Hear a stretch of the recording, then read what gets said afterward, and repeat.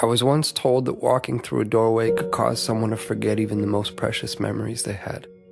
Memories of good, memories of bad, memories of love and of loss, all tucked away neatly, stored like the worn-out blankets that were kept to dress the rainy days and bad habits that happen from time to time. Or what it felt like to rest your head on a friend's shoulder that still carries with it the creases from where you last placed your heart. Just like that. Gone within a single step.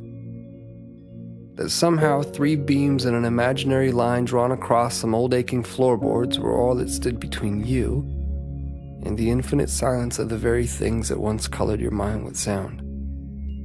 It's funny. You can make yourself believe almost anything if you think about it for long enough. Was that you? Was that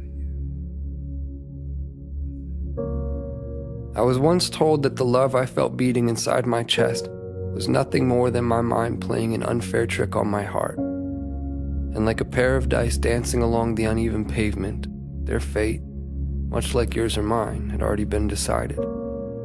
That even the cracks that drew their faults between 2 opposing sides could not escape a fate that was always destined to be sealed.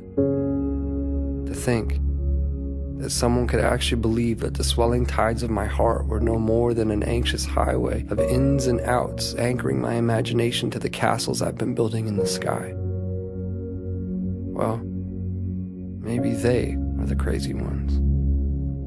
Then again, I have been known to misplace my hope in the way things fall.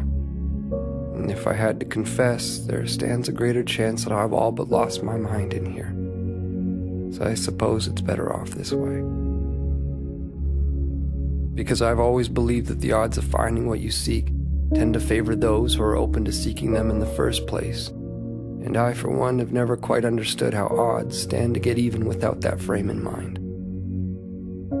To be clear, I've seen a million faces.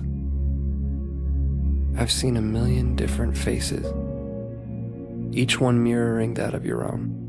And still, none of them have felt like home to me. None of them have felt like you.